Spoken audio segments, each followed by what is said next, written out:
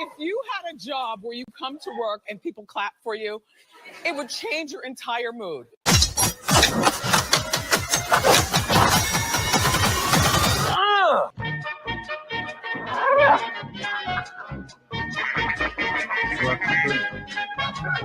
We don't have any plans at the moment to do PC. Or you can grow a conscience in the next 5 minutes and see where that takes you. Don't this hit make my people wanna stop? Don't this hit make my people wanna stop? Don't this hit make my people wanna stop? Watch the series finale of X-Men next Saturday morning. Check your local listing.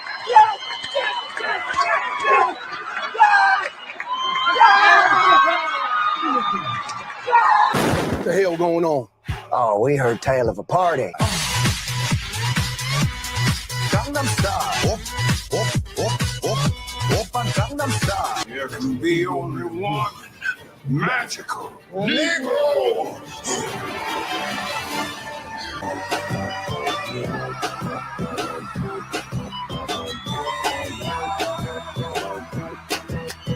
Con el Tiki que llama que buena baila usted a la vuelta papi otra vez llegó el negro de.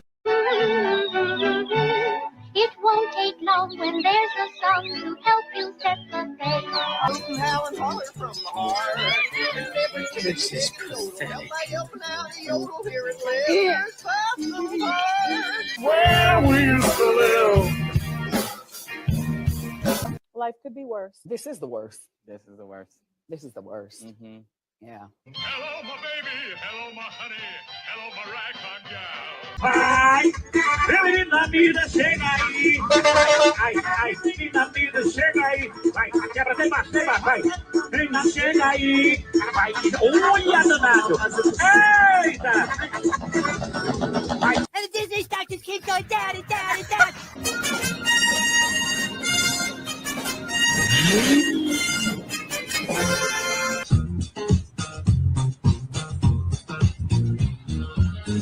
I'm bag of pixie dust. Contraband. They're going to do the Mary Poppins thing. They're going to do it. They're going to do it.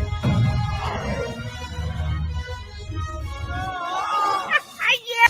Magic mirror on the wall. The fairest one of all.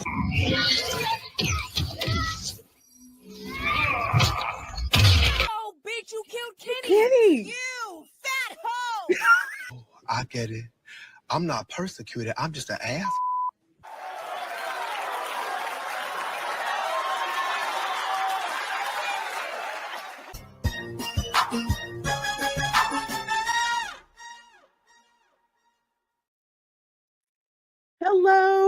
Hello, everyone, and welcome to my channel. I'm Reina Creole, and it's obvious I've been gone a long time because literally I thought we were live and I didn't hit the live button. So no matter how many times you do this, you're always going to make a mistake like that. So no worries.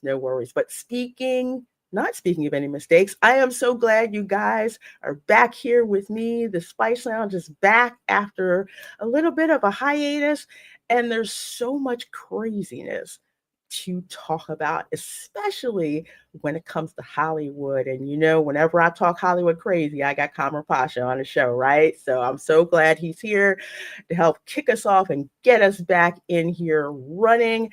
I see about 42 of you guys here between YouTube and between X. So thank you so very much. Man, I'm so glad to see y'all. I need the Wendy Williams Halloween clip. How you doing? How you doing? That's how I say it. How you doing? Much love to Wendy Williams, because I'm telling you, without her, I wouldn't have the crazy personality that I have. So without further ado, let me bring in my guest, Kamran Pasha, and one of my amazing wrenches, Tom F. How you guys doing? Yeah, and great. It's wonderful to see you. Doing good. He's got his blue wrench. I think it's blue. It's a blue wrench. Got a blue wrench. Blue wrench. Okay, all right. Literally a blue wrench. So here's advice always to my YouTube friends, which I know Lorena already follows. Your wrenches reflect who you are. Just like your your friends reflect who you are, your wrenches. So whenever I've been on like YouTube channels where the wrenches are kind of rude and thing, I always try to tell the creator, this is your friend, this is your person you give authority. Whereas Lorena always brings great wrenches who really reflect who she is. So it's great to have Tom here. She told me it was free donuts. Well, okay, well, she actually came through on that, but I had to pay for the donut. I thought I was getting it for free. I got duped. That's the Southern California legacy. Yeah. Lorena. She knows how to achieve her objectives. Oh, well, thank you so much. Whether it be by, how do they say it? Passive aggressiveness, outward gratitude, or, okay, yeah, I'm going to have to take somebody behind a building and, knock some sense into. No, we're going to do aggressive today. No passive. No passive. We're going to do, okay, yeah, because that is this show. We don't do passive aggressive on here. Unless I'm doing aggressive. I'm good. We're going to do aggressive because there's some stuff that's like really, really kind of gotten to me. Mm-hmm. I've been paying attention to what's been going on all over the place. But before we do that, because folks, I came up in the chat on YouTube, so I always have to say hi to you guys, even if I'm just doing a drive-by, So we got Sabrina's Espresso, which we know is Matt G, as funny as he is. Good to see you. We've got one of my other wrenches, Snortapoopas Q Burr, Polar Bear from Pinellas County in here. It says, hello, humans and other critters. And before I forget, yes, folks, please do check out Kamran's Patreon. I've got that pinned up in the chat, so please do check that out. I don't bleach my fur. Why would you bleach my skin? Well, we're going to get into that because apparently, how would I say it?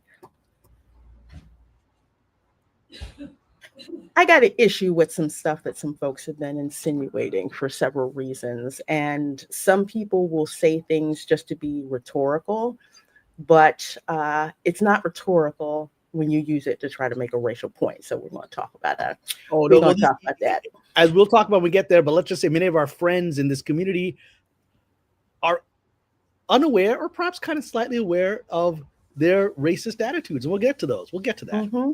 I'm not racist. I hate everybody equally. Yeah, so it's good. That's a good place to be. Miss Andrew's better. Like Miss that Andrew, line. Not Miss Andrew, Miss Anthropy. Miss Andrew's Anthropy. Yes. It's like that line from R. Lee Ermey in Full Metal Jacket. I don't care what color you are. In my eyes, you're all equally worthless. And I know that man. No, is that an autograph?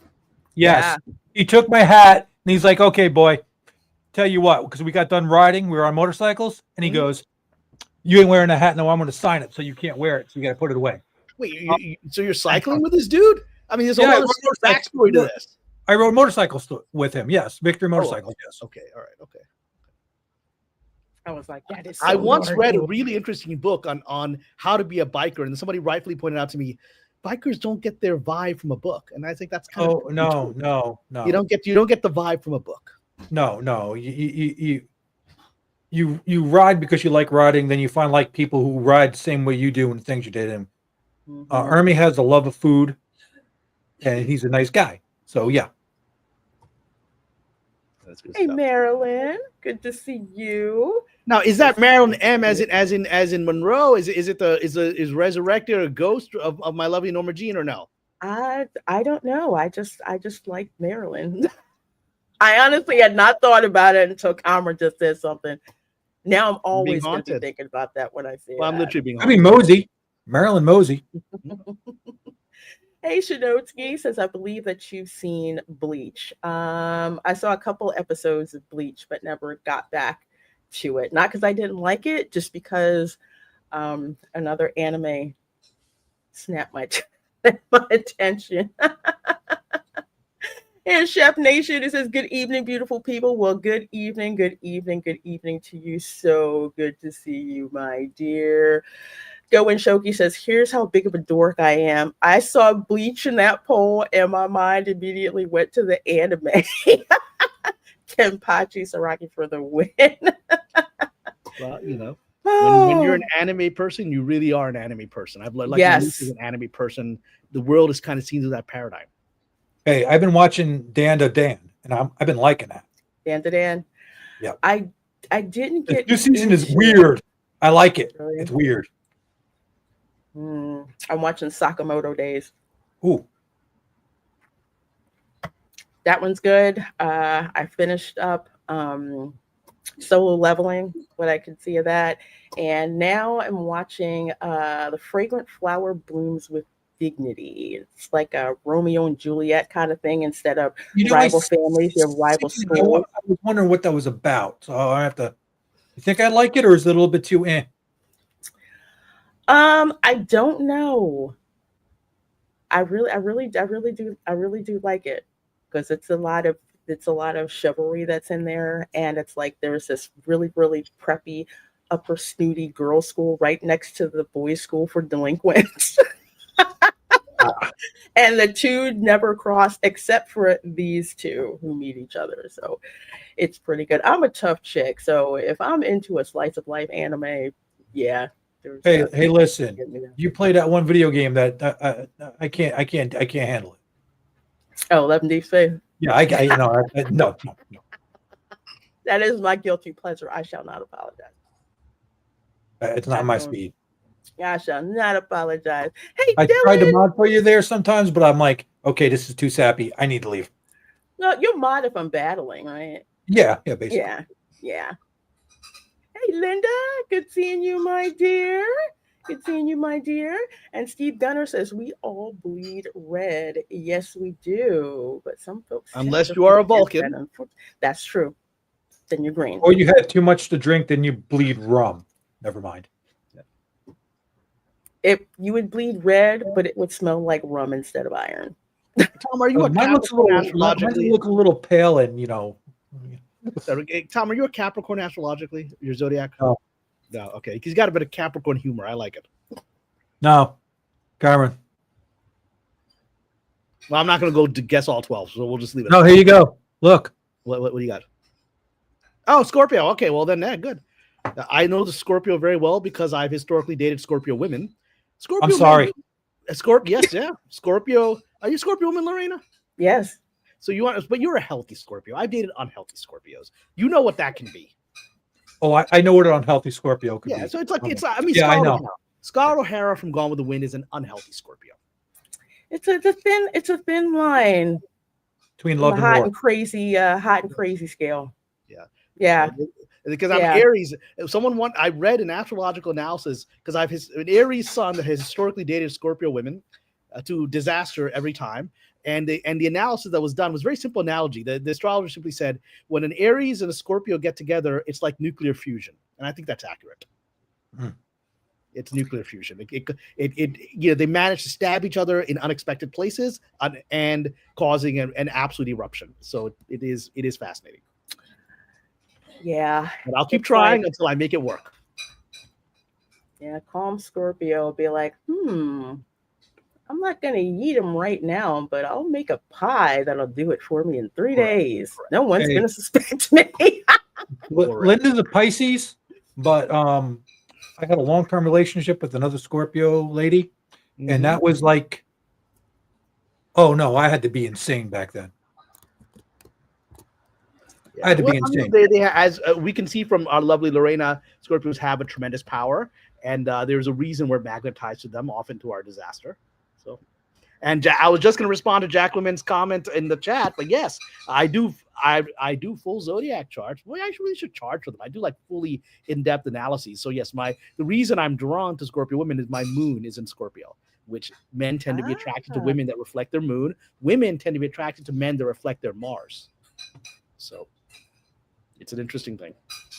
That makes a lot of sense, actually. I should start charting because I actually do very extensive. What I don't do is I don't do fortune telling because I think that's dangerous. I think that can really mess with people's heads. But I do personality analysis, and people are shocked at the level of analysis. They're like, "Wait, how could you know about that? My relationship with my mother or my sister? How could you possibly know that?" I'm like, "Hey, it's in the chart. I'm just telling you what I'm seeing right there." You were destined to have that crazy relationship with your mother. There's nothing I can do about it. It was right there.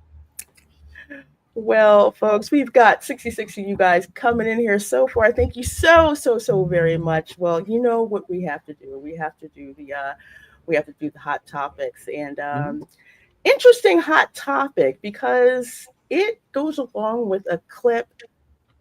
I want to call it one of the OG clips that I have in my arsenal. Hadn't used it in probably like over a year, but I'm going to play it now. Only works if you ladies were black. So what the heck am I? You're not kidding.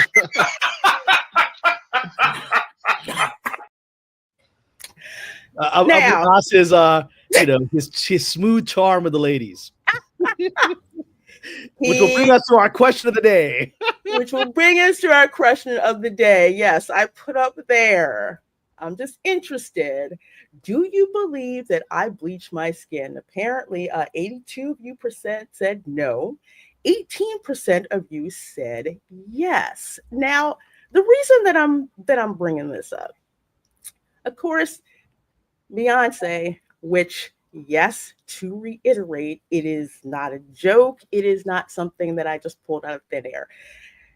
Beyonce and I are both Creole, which means that our ethnicity is a mix-up of several different races, usually French, Spanish, Native, and of African descent. Okay.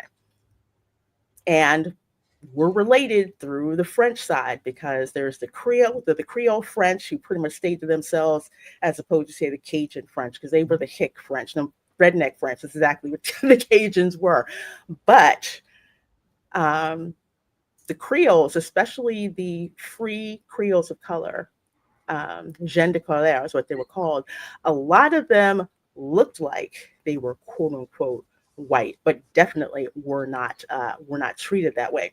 So I've seen people on social media, and I'm not going to name names to protect the guilty, but it seems like whenever there's a picture of Beyonce, there's, oh, I thought she was black.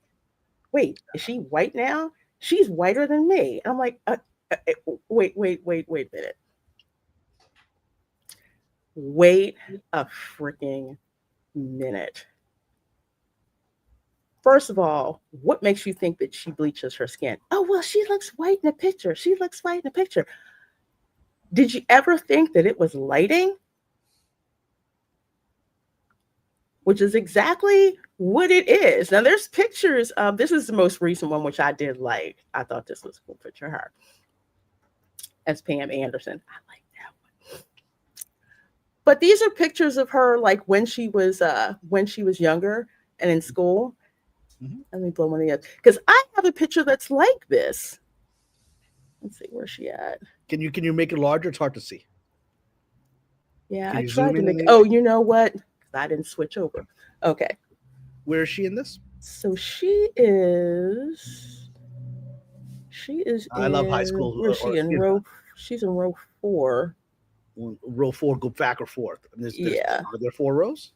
Yeah, I guess there are. Yeah, 4. 1, 2, 3, yeah, 4. Yeah. she's the white chick in the back. In the white. I'm like, it's, I said it really is lighting. Wait, so which one is she? I still can't tell. That's her right there. That's Beyonce? Right there. That's Beyonce. All right. So she was as cool as the rest of us in high school. Yeah, okay. That's good to know. Yeah. Oh, wait. Dude, that dude looks like somebody. No, right here. Right here. Here she is. She's at the purple. She's like a normal person. But either way, yeah, that's exactly what she looks like. And I know anybody who's ever worked in film and television, especially with makeup, knows that if you're under really, really bright lights, it can change what you look like. So, case in point, I actually wear darker foundation than I normally do because with the light you would not be able to see me. Yeah, and from my days as a journalist, when I would interview public figures who were about to go on camera. Many of them had all kinds of different makeup things going on. They look very strange in public because they're doing all this weird makeup stuff, but they're doing makeup for the camera because it's going to be a different lighting situation. Mm-hmm. All I know is that poor guy in the red shirt there, his creeper looking sucker. He looks like something that should be on like talked about. That one guy used to trap pedophiles. Everyone's attached to gingers. The gingers can't get a break. Gingers can't get a break. Hollywood still can't get a break. Now YouTube community's against gingers, and Hollywood is taking them back. Did he look in the mirror before he did that mustache? I mean, what the heck? Nobody looks in the mirror in high school. We don't know. We don't. I did, and I found out I was ugly then. Not these folks. You know what, 90s, Dylan? Right? The 90s, 2000. Well, dude, the guest shirt gives it away, man. Red, you're wearing a bright red shirt. You might want to tone that down. Well, I definitely can say, yeah, makeup and blonde dyed hair makes your skin look lighter. Yes. Yes, if my hair is blue-black, which is my favorite dark color to wear, not regular black, like comic book strip, like Wonder Woman black, blue-black, my skin looks darker. Blonde, it makes it look lighter, but that's exactly what it is. But it's just but it is annoying. I mean, when I meet you in the parks, I'm not as pale as I look now. The light does it. I have a little bit of a tan.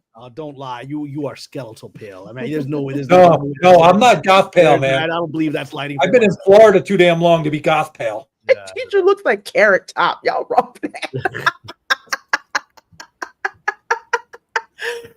Before I go, Tom speaks the truth. As a day walking ginger, blue is a much more complimentary color. Homeboy looks like sun. He's probably an Aries, a lot of bright fire. Like we Aries love our red. That's just too funny. But yeah, for those of you boneheads out there, even if you're saying, oh, it's rhetorical, still. So these comments have been about Beyonce, but are you suggesting some people have kind of made snide comments suggesting you do this as well? No, not to me. Okay. Not to me. Not at all. But I think there are some people who, let's put it this way, because you're the majority, or I should say because you have an opinion in a certain space, just kind of throw that away out there, like that. And somebody can say, oh, well, they're not talking about you. It's like, that's irrelevant.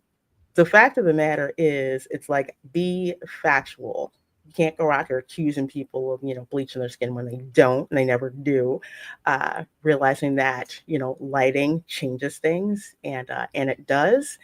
And also remember that Beyonce is not quote unquote classically black. She is Creole. She is definitely mixed race. She's as Creole as I am. But that brings us to the issue of, American inability to face the complex history of race and the African American experience and what happened to them. It's complete and let's just say how slave women were used on, by their owners and Malcolm X in his autobiography, he had red hair. He was called Red, right? He had natural red hair, right? And he had very light skin. It's actually Denzel Washington's who had much darker skin than the actual Malcolm X. If you look at photos, Malcolm X was very fair skinned, right? Black, but and he said that's because one of his ancestors had been a slave owner who had forced himself upon one of his great grandmothers, and that's where the red hair came from. And he actually said, very painfully in his autobiography, that if there's anything that he could erase about himself, it was that, right? Because it was a constant reminder of that trauma of his ancestors, right? So there's a deep inability in America to face that. Like I said, my Sufi spiritual teachers are from West Africa, from Senegal, which was the departure point, sadly, for many of people that would become slaves in America, right? There's an island there where that trade took place. There's a museum there to remember that, right? And so as a result, I mean, I've seen true Black Africans. My spiritual teachers are true Black Africans. They have very different features than American Americans, Blacks, who are descended largely from them because of the intermixing that happened here, often forcibly in the United States, right? And so it's just, I think a lot of this comes from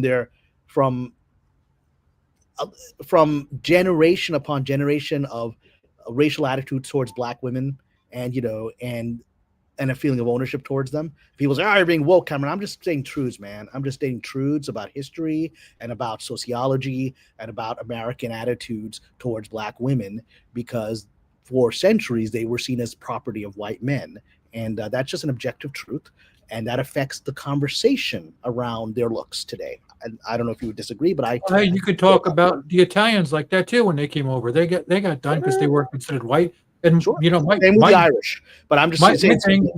I'm just saying there's a specific Italian in my heritage. That's all fair. Yeah. But I'm saying there's a specific historical circumstance. The Italians and the Irish were oppressed in different ways, but there is a specific historical circumstance that Chinese also. But there is a specific historical circumstance around black people, around black women, that causes this kind of conversation to still be very open. That's my opinion.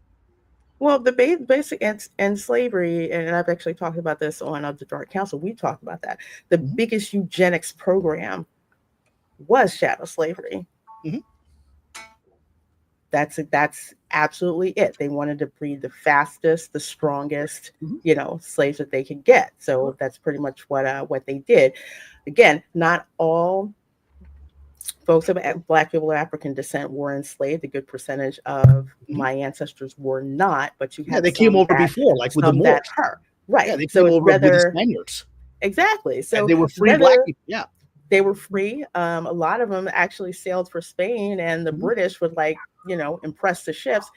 They thought those sailors were slaves, and that they were not, and that they were not free. So whether you had, we'll say, forced interactions on one side and social interactions on the other side, the fact of the matter is, I've been around folks who are completely African. We look nothing alike. I mean, facial wise, we don't look anything alike. And where I lived in Philly, I was just, I could see like certain people kind of look alike, but I'm just like, nobody looks like me.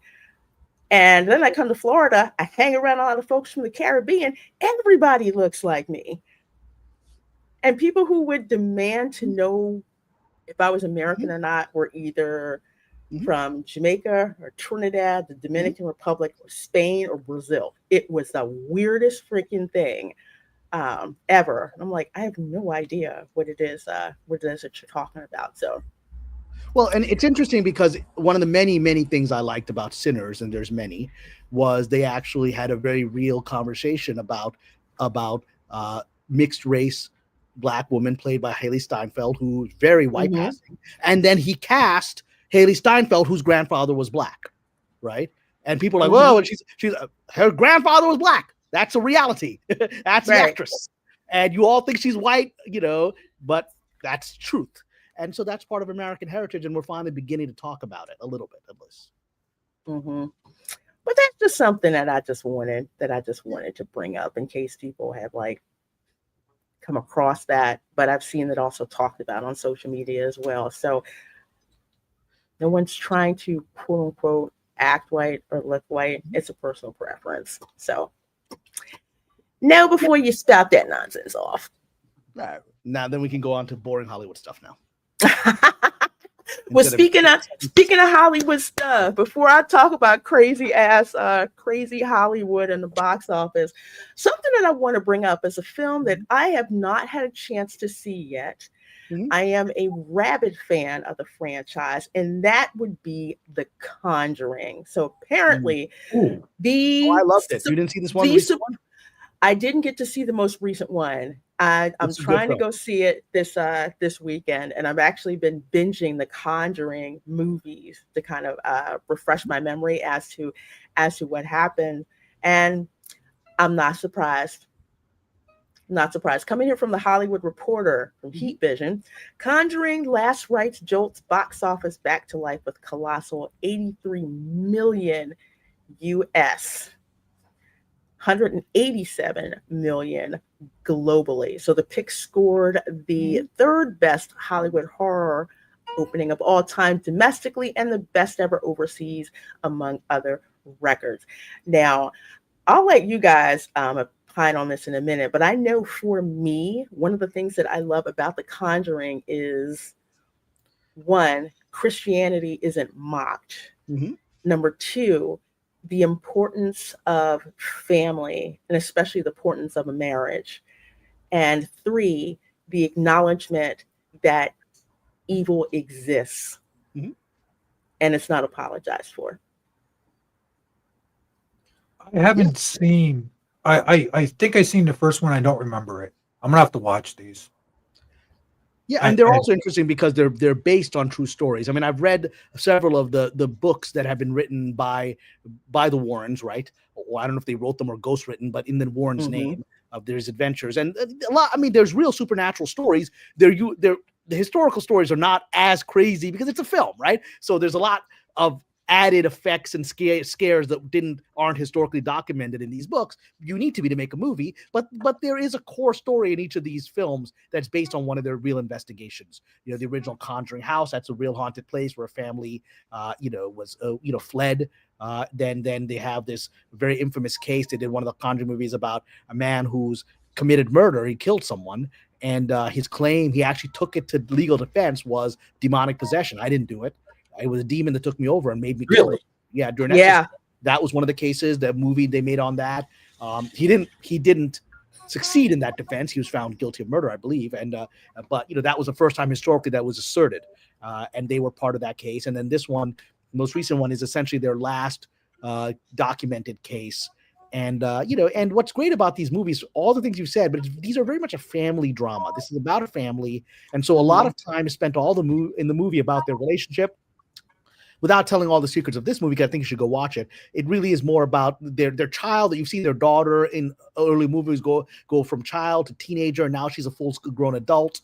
And it's a lot about the dynamics of their adult daughter and their relationship as parents with her. So it's really a family. A good portion of the movie is just family dynamics, and raising a young woman in the 80s, right? And those social issues. It's like a family drama separate from the supernatural. And so that's why I think it tugs at people's hearts so well, because they effectively put all these things in there. And the Warrens are real people. I will tell you one thing that's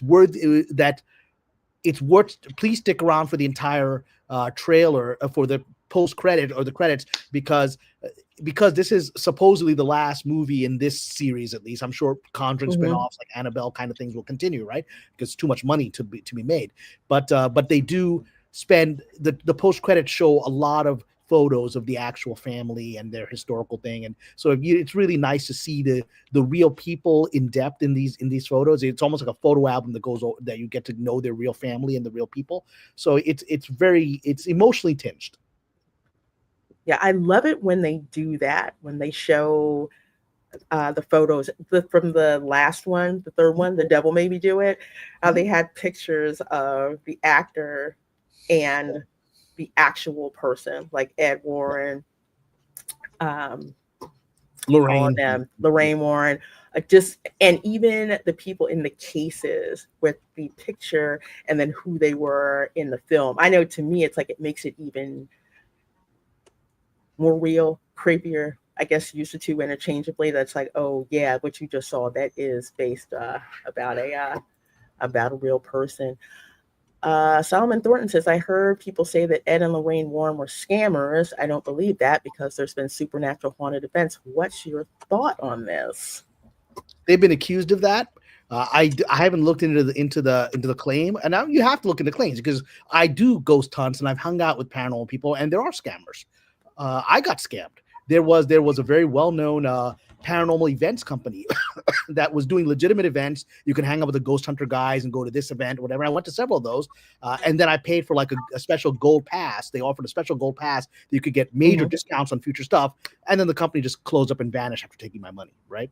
And then later at an event, people said, yeah, they were a complete scam company. They did legitimate things, and then the owner decided he needed the extra cash, so he put that special gold thing out as a honey trap and took everyone's money and then closed down, right? And so there are scammers in this world, and it's big business, the paranormal investigation fan world. I'd have to look into more evidence of that. I will say there is evidence that that their personal lives were not as pristine as shown in the movies. They're apparently they were in some kind of throuple relationship.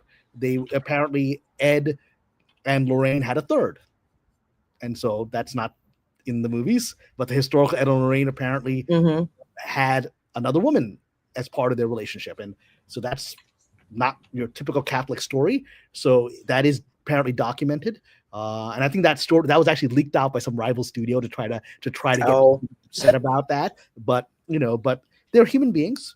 The Catholic Church was very ambivalent towards them, maybe because they knew some about their personal lives and didn't want to be publicly associated with them because they weren't officially authorized to be doing the stuff they were doing. And this recent movie delves into that they're kind of off there, half-cocked, and with the Catholic Church a little bit concerned. It delves with that. That's reality. I mean, but we're all human, and I'll tell you actually one of the most horrible examples of humanity that I saw in the paranormal investigative world. I went on an investigation here in Southern California with, I don't know if you know Amy Bruni. She used to be on the Ghost Hunters, and she had her own show, Kindred Spirits. And she and I are friendly.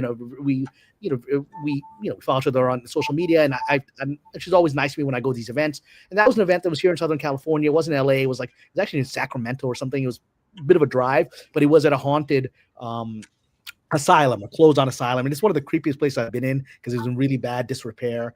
And there was a couple there that were very well-known ghost hunters, and I noticed when I spent time with them because they really had the ability that if you talked into a recorder around them for whatever reason around these two, you would get responses. It was very automatic. Like they would be almost infamous for that. The spirits would talk around them. So you'd replay your own recorder and you would hear a voice when you were around them talking, right? So it was strange. So maybe they had some kind of spiritual attachment because it went to a very dark place. I actually wrote about that. I probably can find an article and put it in. I wrote about that ghost hunting in the Huffington Post, and I can put a link in the article about that. A link in the chat, the actual article in Huffington Post. I wrote about my experience because there's something very troubling that I didn't know. I wrote about that couple and how they were a little bit tense with each other, and they were like snippy with each other. That later turned into a very bad. Later, after I published the article, some months later, that turned into an extreme case of domestic violence, of murder-suicide. The couple is dead. Ooh. And so I spent time with them, and then I wrote about there's something off with this couple, and then unfortunately, murder-suicide happened So these are very human people, and sometimes when you're doing this kind of work, bad stuff gets around you that maybe you don't want around you, that can get into you, and maybe that's what happened there. It was pretty tragic because I spent time with these people, and then 6 months later, I'm reading about the guy killed the woman and then killed himself. And I mean, I wrote about them in Huffington Post as just an example of people I'd met, and then they are. So it's a complex world, but these people are interesting people. I'm talking about the Warrens. I'm not sadly talking about the murder suicide. I mean, that's horrible.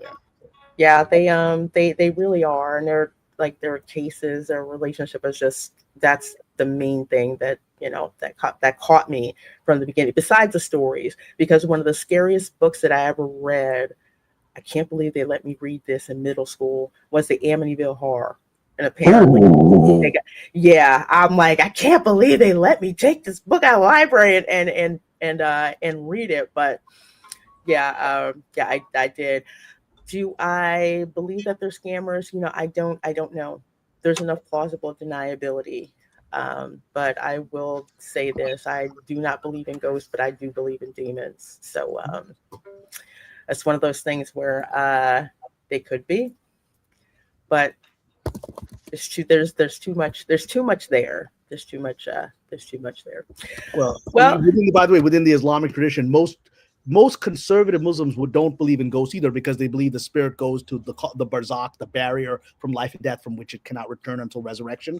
So most Muslims would say that the phenomenon is absolutely real, but we would say that it's jinn or invisible spirits, which you can call demons. The jinn mimicking the dead people, making you believe it's them, because it's their nature to be like Loki-like figures that like to play around.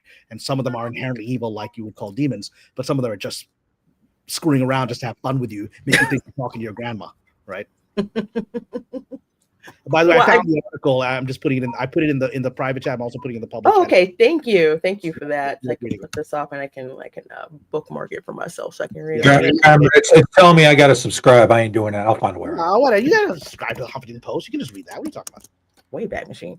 But anyway, the reason why I bring up The Conjuring Last Rites is because supposedly, I won't say supposedly because we kind of saw that, and this is from Forbes, from Connor Murray. Summer movies go bust. Box office falls as even Fantastic Four fizzles.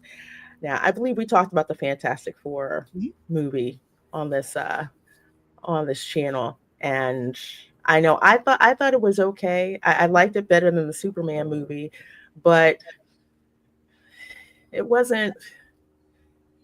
just wasn't hitting it for me like I would expect a Marvel movie. Well, I also liked it more than Superman. I like both films. I probably liked it more than you did, and so I was kind of disappointed that it didn't do better. Yeah, it was an okay watch. For me, it's like I didn't love it, I didn't hate it, but I liked it more than like I said, more than the Superman. I like the 60s aesthetic, but it's like it didn't feel like a blockbuster to me. But apparently, of course, more than enough people who felt like that. Movie theaters just had their lowest grossing summer in 3 years, as this total barely fell below last summer's gross as a movie going cooled in August, despite early analyst anticipations that this summer could have been a return to box office glory. So I'll ask this, Kamran, what, especially as you're an insider, considering that we had movies like Lilo and Stitch, and I believe that made like about, I think, $1 billion. We had that one. It definitely crossed $1 billion, which I expected. Yeah. And we had Mission Impossible. We had Jurassic Park Rebirth, which I actually did. I actually enjoyed that movie. I like dinosaurs chasing after people, but I just did. That's It was example funny. of a movie I liked less than you did. I love the Tyrannosaur scene where the Tyrannosaur is hunting the kid. That's one of the scariest scenes in any of the movies. It is. But I wasn't into the genetic engineering thing for me. So yeah. No, because it's just like The y'all monsters did it. stop being real. Made it too many times. Once you cross the T-Rex with the Velociraptor, that's when you jump the shark.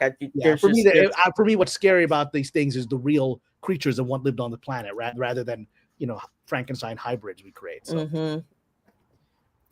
And then you have Superman. You have Fantastic Four. So what do you think? What would the box office turn out not being so great after all, since it started out with a bang?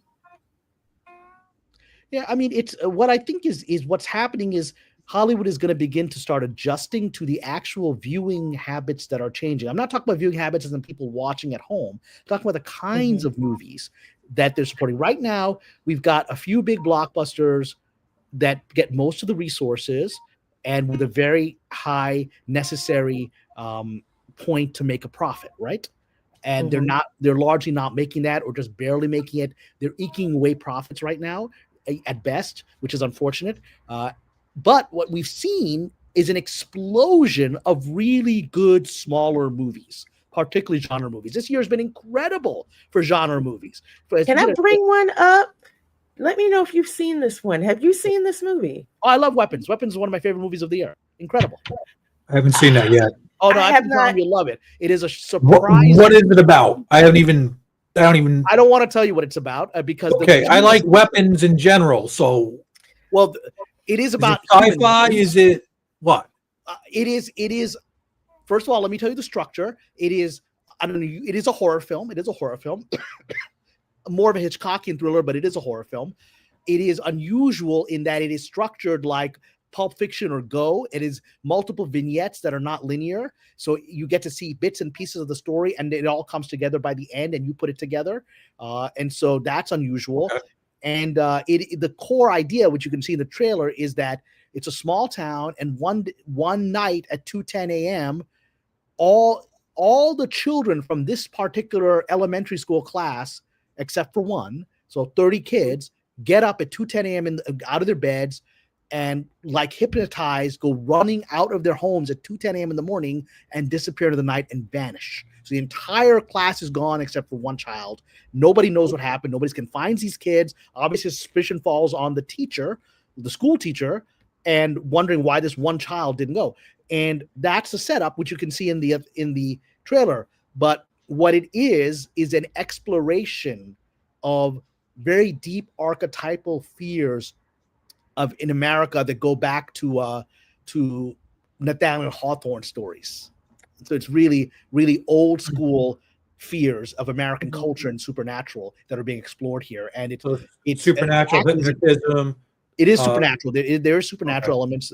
There's magical elements, and it is what's incredible is that the characters are so interesting.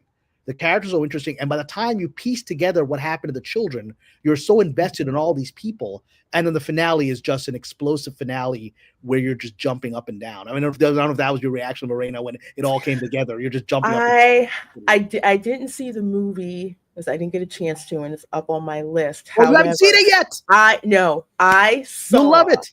I saw the trailer, and I was just like, I haven't been scared by a movie trailer in a long time. Oh yeah, and the trailer is just the beginning. Especially because with your Creole background, there's a lot of because I said it's about Americana and the fear of the supernatural and witchcraft. So if you have any knowledge of hoodoo or any of that stuff, it's about that. And I think you will appreciate that aspect of it because it shows something. This goes back to the Scarlet Letter, goes back to that Salem witch trials, some deep fears we have that maybe our neighbors might be practicing some kind of dark occult. And this is modern day suburbia. And that is very primordial. Like Nathaniel Hawthorne would have understood this movie. Yeah, there's something. And I love how you touched on primordial, because looking at this trailer, you could tell this was not a big budget film. No, not at all. But the crux of it is the fear of what would make children leave the safety of their home, the safety of their bed, and leave at 2 a.m. in the morning. It's like, what kind Taco of Bell craziness is Taco Hill? It's like, what would make that go on? And it's a very visceral fear. Which they explore, which you'll see, because obviously it's going to be a lot of it is the community and the families dealing with this, trying to find their children and then turning on each other as their suspicions of their neighbors, which is, again, going back to Salem witch trials. It's very deeply embedded into America. It's deeply embedded into Louisiana, into New Orleans, to the fears that we have of our neighbors, right? And in some ways it goes back even to that movie that Eggers did, The Witch, right? The I saw that. And so it's America had this idea that this safe world we've created on this continent isn't as safe as you think. And there's forces you do not understand at work today. And let's just say the child, because the one child that we get to know, the one that didn't disappear in the class, is one of the best child actors I've seen since The Sixth Sense, right? He carries this film with because he clearly knows something. He's the only child that didn't leave, but he's not speaking. And there's a lot of issues about abuse and fear and childhood trauma. It really is a psychological film that's very profound. Okay. I'll have to watch it. Yeah, it's worth your time. It's worth your time. I was shocked about how good it was. I was surprised. You couldn't tell where it was going. And that's the genius of it, is that each of these vignettes, you're like, I don't understand how this all pieces together. And then it pieces together and you're like, oh my God, the story is a masterpiece. So watch party, Lorena? More than likely, yes. I will do a watch party with you. It's supposed to be out on physical media pretty soon, right? Yeah. Yeah, it's supposed to be out. So yeah. Can you do a party at night? Because it's a scary movie. It's worth watching at a darker time. Oh yeah. We definitely can. Definitely can.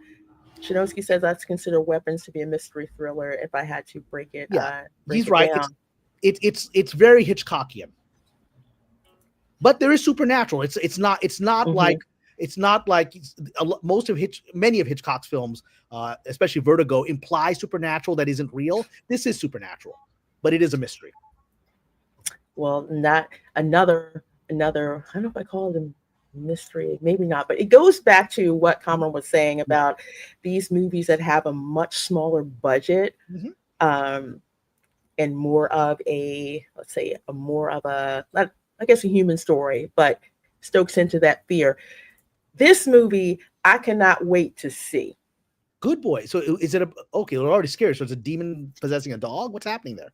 So basically, the horror film follows the perspective of a dog who sees its owner haunted by supernatural abilities. wow. So usually we see the people interacting with it, but in this case, it's from the dog's perspective.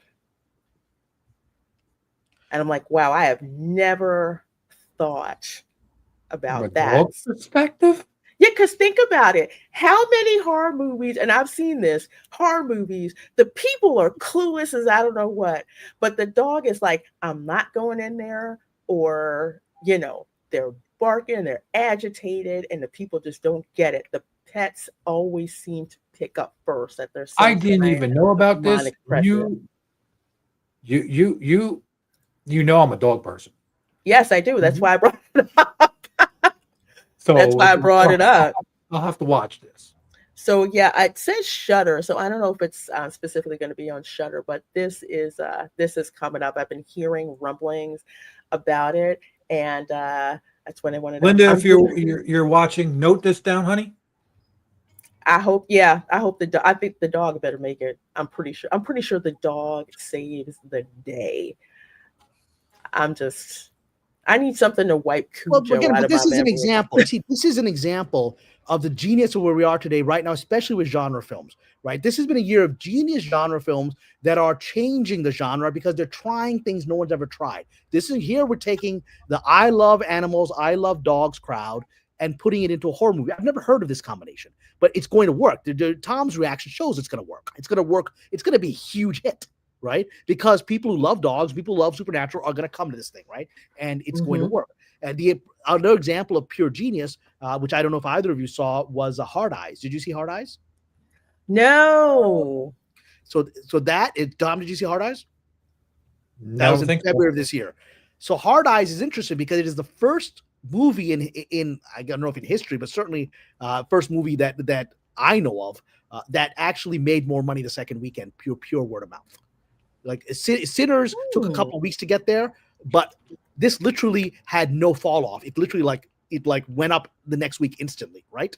Because the word of mouth was so good. And Hard Eyes, the genius of it is that it is a melding of slasher movie of the masked killer hunting down innocent people with romantic comedy, because it is a masked killer that hunts down lovey couples on Valentine's Day. And so it's a romantic comedy about these two people in a romantic comedy, the two co-workers that don't like each other, and they're forced to work together. They kind of fall in love, and they love hate. And then there's a killer trying to kill them. And the genius is that they follows every trope of both of them, of both genres, perfectly. So you're laughing, and heartwarmed during the romantic comedy moments, and then you're terrified during the slasher moments. That's its genius. But this is the kind of example of movies that are being made that are changing the genre. Another example is Clown in a Cornfield, which I don't know if you saw. No. So that's a movie you would think is a standard slasher because it's about a clown, a killer wearing a clown face, killing people in this town in the cornfield, right? So you think that's a standard, Children of the Corn, Freddy, Jason slasher movie, right? Yeah. And it has those, but it's actually a movie that's a commentary on Generation Z and its conflict with older generations. It's a social commentary movie. It is a youthful rebellion movie that's masked behind this scary clown in a cornfield. And it is laugh out loud funny because of the social commentary, because I've never seen this kind of commentary of young people going the older generations a bunch of morons, right? In a slasher movie, because slasher movies just usually focused on the kids. Right? And they're usually the morons. They're usually the morons who are getting killed, right? And here it's the kids who are like, everybody else is crazy. Why are the older generation so stupid, right? And again, it's not the millennials who are stupid. It's the Generation Z kids who I'm seeing are very smart, right? And it's kind of a commentary on millennials, right? So, but this is the example of these small movies made for nothing, because they're just trying stuff. They're trying unusual things. Weapons, when you see it, you've never seen a movie like this. This Good Boy, I've never even heard of a movie like this. But then you think about it, it's like that's a pretty good idea. Yeah, it's just it's something that I'm like, that's a perspective that I've never heard of, and I'm probably going to get claimed for this, but enough people are asking, so I'm going to show this anyway. I'm just like, yeah, it's that trope. The dog always knows something is going on, you know?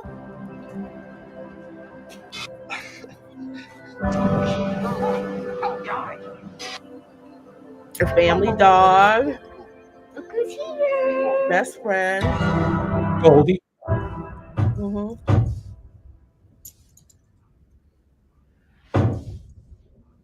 Oh, that's scary. Oh, it's on Shudder. Okay. I'll probably pay out to get Shudder. So One I of the can best see horror. this. Yeah, Shudder makes incredible movies. Mm-hmm. See, now I'm already tense. Like just this trailer, I'm tense.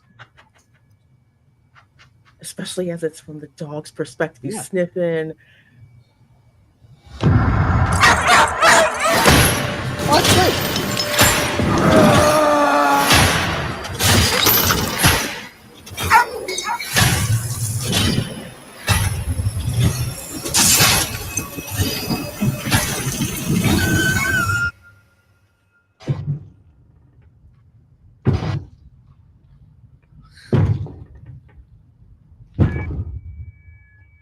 I guess I'm next. I should never have come here.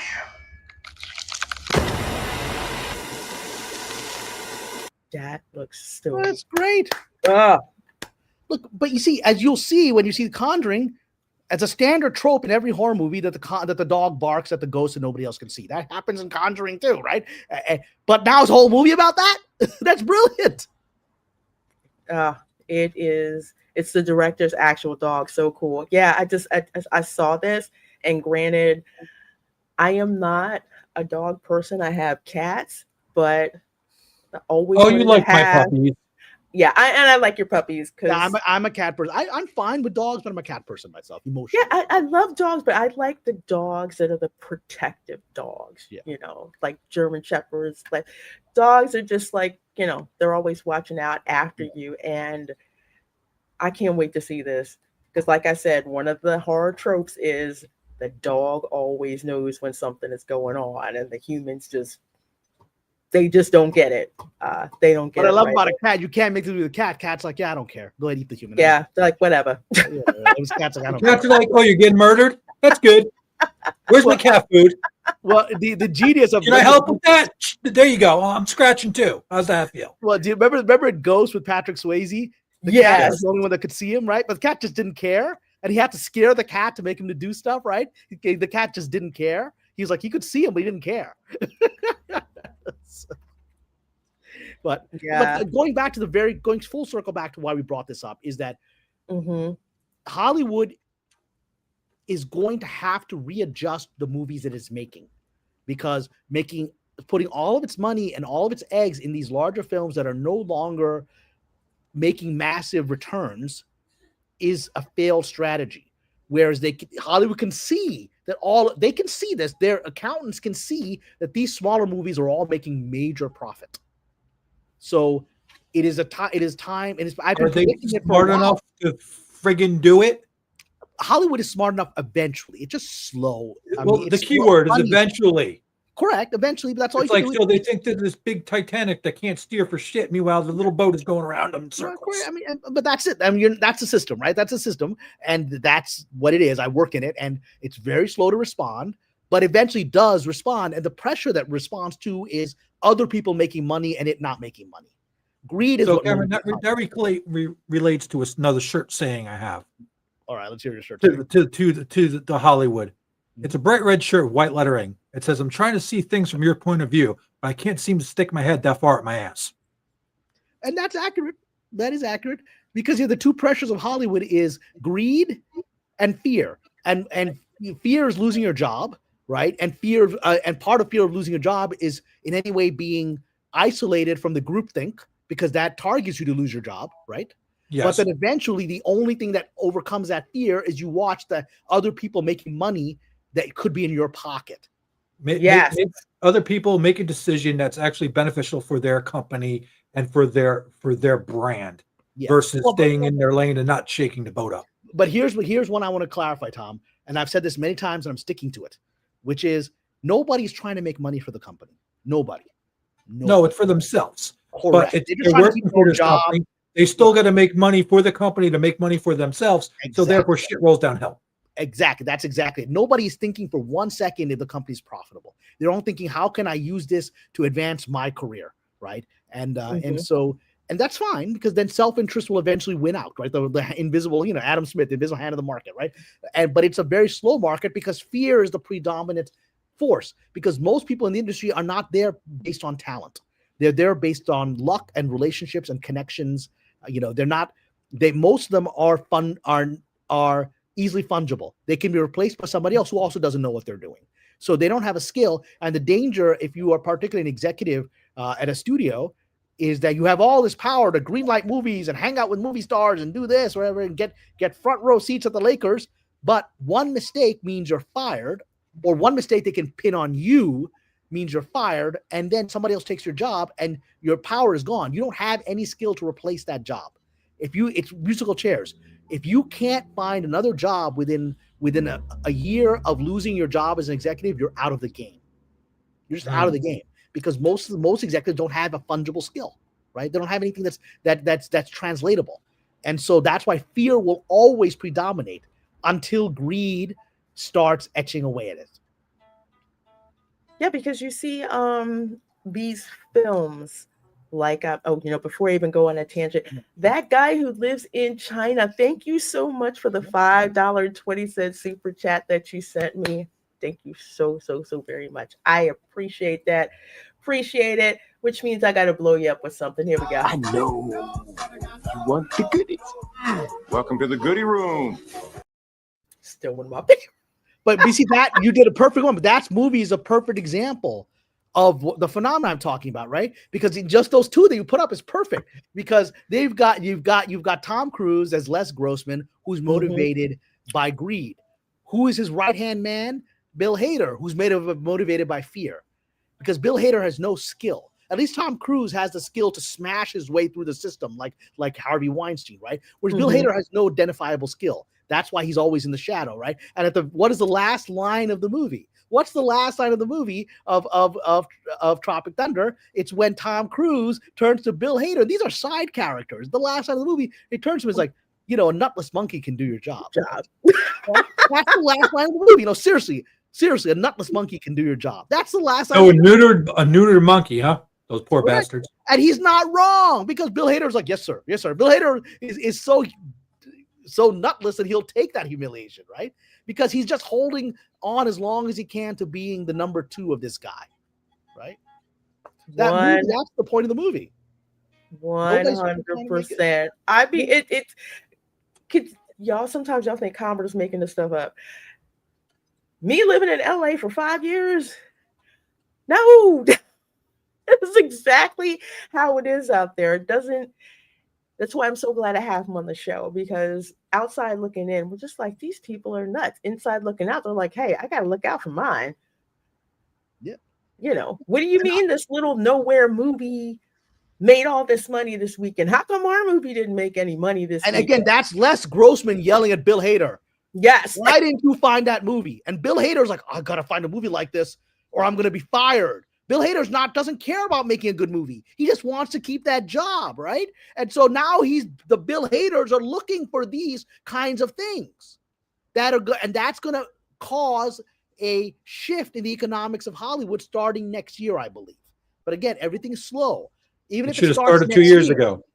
Well, even if it starts next year, it's going to take 2 to 3 years for those movies that they choose to come out. So you're going to be stuck with watching a decreasing theater return until that shift manifests. Yeah. And the problem is, can the smaller films that have been taking this up to try to bring in this stuff keep these theaters afloat in that time frame? You're right. And I'm a lover of theaters. I love theaters. The theater experience for me is sacred. I actually think it's sacred. I think it's a call back to when we sat around, our ancestors sat around a fire. Programming with that callback word? What? I'm sorry. What about programming? You don't do computer programming? Using God, callback is a computer term. See, now there's a judgment because I'm a brown Pakistani. You think I'm doing computer programming? No. That's a white man judgment. It's a word. I see callback, and that's what I think. HTML. No, I call back in LA means, as Lorena knows, means you've been called back for another audition. Mm-hmm. That's how I was using it, right? So we have cross reference and lingo. And I knew what both of you meant. See, Yep. Lorena's going, my mind. No, please stop. Yeah, but you're absolutely right. I mean, for me, as I say, theaters are a sacred experience because to me, it takes you back to the experience of our ancestors thousands of years ago, sitting around a fire and a prophet or a shaman telling them sacred stories. You know, it's a hypnotic effect. Dude, good campfire story with a bunch of people scaring the shit out of the younglings is awesome. Yeah, and again, it's primordial. The human race that's how information was passed at the very beginning, before we had writing. That's how knowledge, that's how the wisdom of the tribe was passed, was the fireside chat, right? That's why the presidents will call it the fireside chat, right? Because they're sharing with the nation. That's how primordial it is, and that's movies. And so, yes, anything that damages theaters is heartbreaking for me. But I don't think theaters will die out because it's too primordial. You know, I think they will figure out ways. AMC has been up and down to survive, but it survived. It's still there, right? You know, the big arc light that used to be up in Sherman Oaks that I went to with a producer friend every weekend to see movies. That arc light shut down during the pandemic, and we were all heartbroken. But now Regal has reopened it as a theater. You know, it's not as good as the arc light was, but it's a functioning theater that I go see regularly now. So it's come back. Yeah, I mean, there's like some of the theaters, they either cut down the number of theaters or they plus it up with things like my favorite, snack delivery to your seat in the theater, where you just order it. Ooh, they bring rum and cokes? And they bring it to they alcohol deliveries are part of it. They bring everything there. My local theater, they're overhauling all the seats, so now they're like the lazy boy leather bark loungers. Which you can they're more make comfortable than your couch at home. So and that's the idea is why would you not want to enjoy this nice experience instead of sitting at home and watching it on your big screen TV? Yeah, exactly. And that's a strategic thing. They're like, okay, we know this is an expensive experience. We know that. So how can we give you something of value for the money you're spending? Right. And that I think is a fair approach. If they're going to charge us this kind of ridiculous money. Right. And that all goes back to, the law of economics. Hollywood is not immune to the laws of economics. If there is enough perceived value, the consumer will pay it. They really will. Like I always bring this up, like case in point, when the Super Mario movie came out, I knew I wanted to see that in 3D because I wanted to be immersed in that particular world. Sure. When I saw that in 3D, I want to say 9/10 of that theater was packed. Why? Because people perceived value in seeing that. They perceived that the movie was going to be good, so therefore they paid the upcharge. And then do it. But yeah, there is something, about seeing a movie, again, having that communal experience. Like we always like to bring up, going to see the movie in the theater in an urban area. Yeah. There's no more fun than going to like a black theater in like Bronx or Upper East Side Manhattan or Upper West Side Manhattan and just enjoying the community experience, of black youth seeing The Exorcist for the first time, which is one of my favorite experiences. But speaking of that, in line with the things like The Exorcist, we've seen movies from like decades ago get re-released in theaters, like Jaws. Sure. And it's making money over the newer stuff. And again, that's a signal to Hollywood that it's not just nostalgia, because Jaws is such an old film. There are not a lot of geezers that saw it in the theater who are, that are around today, right? We were I don't know how many of us as kids saw Jaws in the theater. It's not exactly a kid-friendly film. I saw Superman in the theater. My parents didn't take me to see Jaws, right? But what it is that it is the the story is so compelling that younger generations will go, even though the shark didn't work, right? The special effects aren't great. The story is so compelling, right? They are becoming aware, whether they like it or not, that story is what's going to save this system. Absolutely. Because speaking of story, and again, this is why I love film permeating pop culture. How many pop culture references have been made to Jaws over the years? Whether it's the music, whether it's there's something in the water, whether it's the prank where the kid puts the shark fin on his back and goes through the pool. And even kids who didn't see the film, like they weren't born when the film was made, even the cartoons, more than likely they've got a call back to Jaws. So it's like, even if they didn't see it, it's like, oh, so that's where that it's like that. When I love watching these reactors, these young kids watching old movies, new and old ones, and then watching, for example, them react to Airplane, which is one of the best things to watch them react to a movie like that, right? Which has no limits. Right? To have modern kids reacting to Airplane, right? But the kids, even these kids, recognize the opening joke is the rudder or the fin of the plane, whatever, goes through the clouds, and you hear the Jaws music, and the kids knew the music because they hated that Jaws. They hadn't seen the film, but they knew the music. Yep. Something else, isn't it? Usually, reactors watching Airplane is just so magical because they don't know what to do with it, and they're so shocked by the audacity of the humor, and then it just frees them to laugh, just like Tropic Thunder. Tropic Thunder is the last of that heritage but I think those are Naked Gun. Tom, did you see the most recent Naked Gun? Yeah, it was okay. Okay. It didn't have the. I mean, it was okay. It just didn't have the. It wasn't like Leslie. Just didn't have the. He didn't same delivery. Didn't have it. Yeah. Well, but what it is for me, it was a return to the beginning of dumb comedy, which is needed. You need dumb comedy to release stress, to be able to mock our social hypocrisies. You need that. And you can't get back to something like Tropic Thunder, which is a very sophisticated critique of race and Hollywood stupidity and all this other stuff. You can't get there unless you can start with really dumb stuff, right? And then you can go from Mel Brooks stuff to something more sophisticated. I would love to see if we had if we just still had George Carlin, somebody that could do a George Carlin type of thing, bring it up and shock the system. Just really just drop it like that. Well, and just watch what people would do. It would Chappelle is the closest. Chappelle is the closest we have to Carlin today. Yeah, True. But I don't know if he could bring the different type of audience that wouldn't be expecting what he would release on them.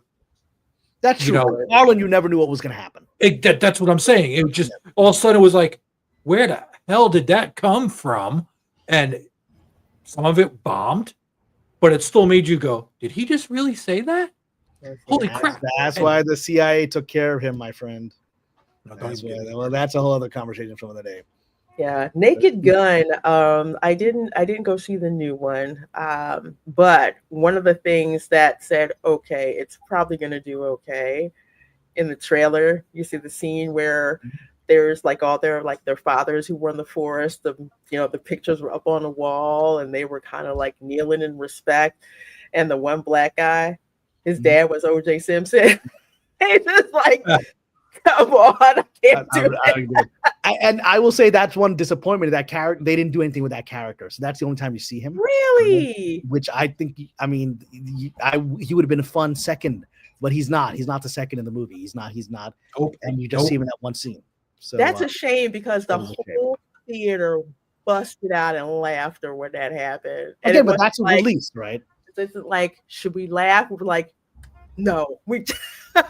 Well, in the same way that the black characters in Mel Brooks movies, like Blazing Saddles, allow you to laugh at the KKK stuff, right?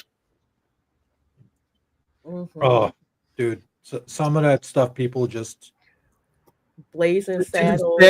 If you show somebody Blazing Saddles that never seen it, I only saw it like friggin' 4 hilarious. years ago. People just, or Doctor Strangelove, How I Learned to Stop, Worrying and Love the Bomb.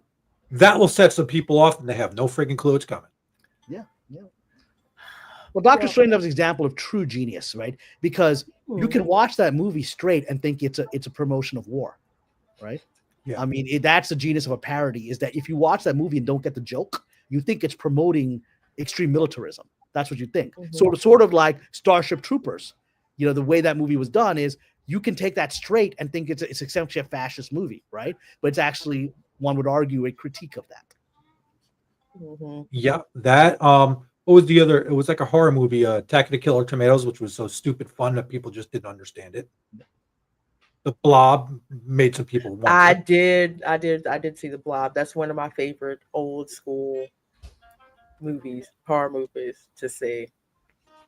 That one's just hilarious. How many people have you guys seen? Well, I'm sure, Cameron, you have Clockwork Orange. Sure. Yes. But, I mean, that was a disturbing film back in '72. It's a disturbing film today, right?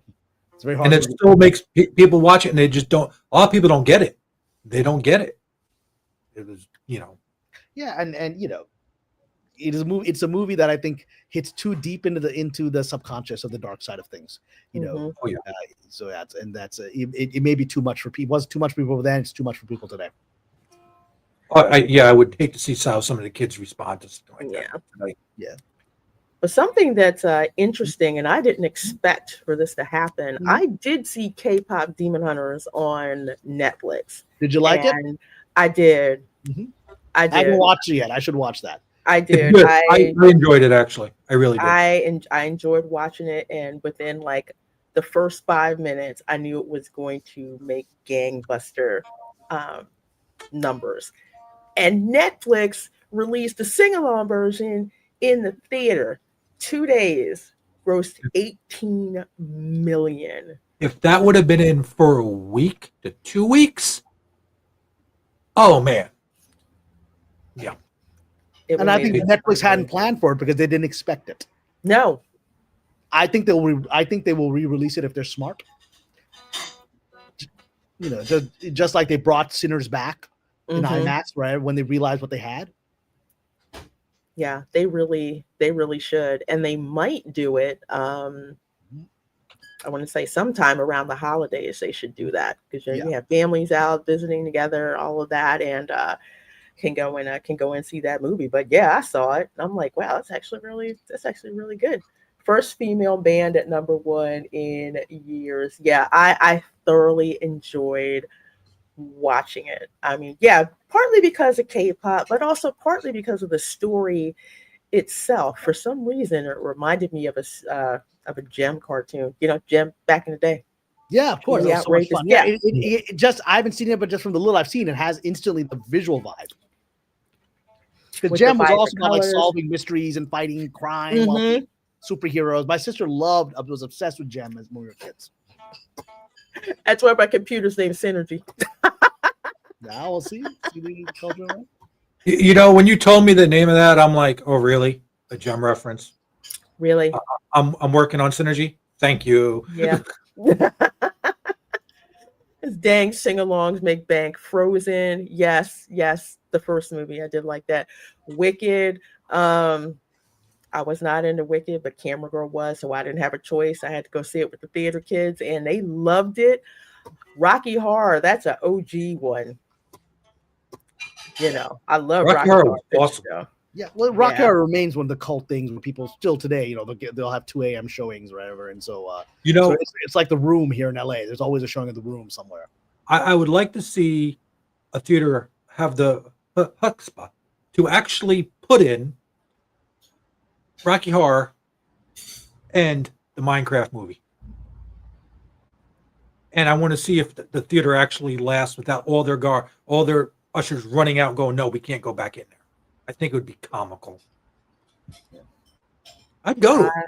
I would go to it just to see the mayhem. When I went, I could have swore it was a bunch of frat boys there to see Minecraft. And it was hilarious. If you think Black people talk back to a movie theater, you should have been in here with all these like college age white guys watching Minecraft. It was hilarious to say. They were just having the best deep investment. Best time. Geeks are gonna geek. It's simple as that. They're gonna geek out. I don't care if you're purple with bright pink polka dots. You're gonna say some funny shit when you're doing this. It's just that. And if you're a virgin going to one of those, and I mean that not bisexually, guys, I'm talking a Rocky Horror virgin, and somebody points you out, and you've never seen that happen before, your life just goes crazy. You have no idea what you're in for. I mean, it's a theater. It's fun. It's just fun, and it's stupid fun. It's what is needed. What is needed, you know? Yeah. That's why I love the Minecraft. Yes, because Jason Momoa is in it, playing some rusted out dude from the 80s, which I freaking loved. I loved him in that. It was great. I just couldn't get into the fringes. I'm from the 80s and I can't do fringe. The fringes. I could do spikes. Don't ask me to do fringe. I can't do the Bon Jovi fringe. Can't do it. No, I was looking at his car. That's car. Never good. The car was nice. I'll take the car. Car was freaking awesome. Well, according to Forbes, it's asking, how does the rest of the year look? So the box office is in for another few quiet months. The Garbedian told Forbes as the release calendar for September and October lack potential blockbusters. We'll put a pin in that for a minute. I don't know about that. I don't think that's true. I think Tron Ares is going to do well. I'm hoping that does better than the last one.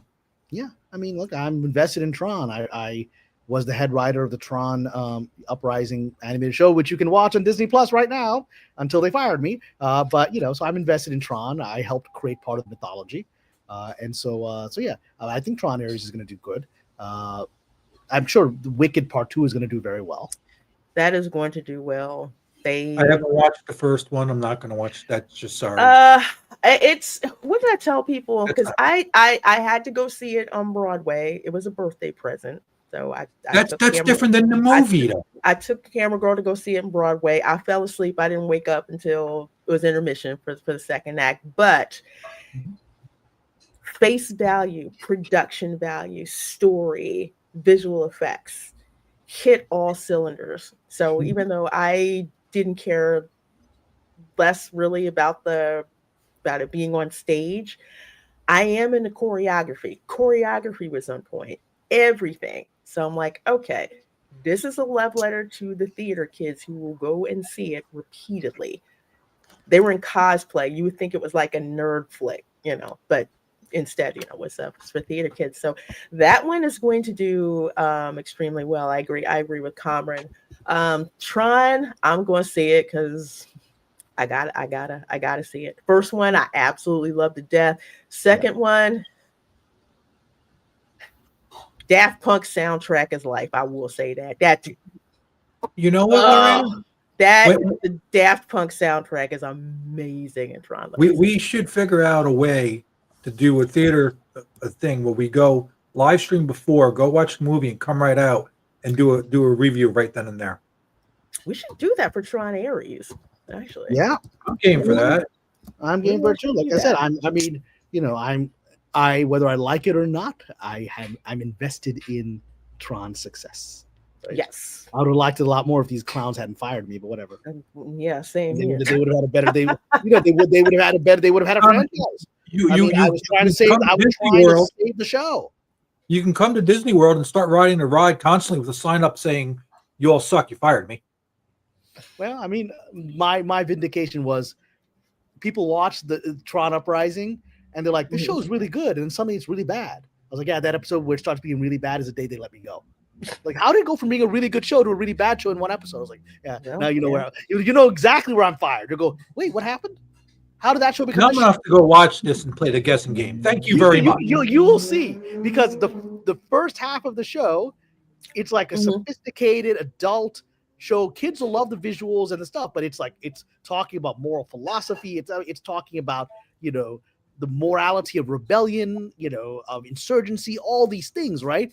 Because I was trying to make a sophisticated show that adults could get, like the Batman. That was my archetype, was like using the Batman cartoon, which adults loved, right? And then then you're watching, and then right after Let Me Go, it becomes a show that children wouldn't like, which they didn't, and the ratings plummeted right after Let Me Go, and they canceled the show and set back the franchise by 15 years. Dang. I mean, that the show was supposed to go on and then lead into the next movie, right? It wasn't supposed to be canceled in one season. And then what do? Disney's like, oh, we screwed up Tron. Guess we can't use that franchise. Anyone want to buy Star Wars? So I'm like partly responsible for what happened afterwards. Because if they were just making money on Tron, their eyes wouldn't have gone to Star Wars.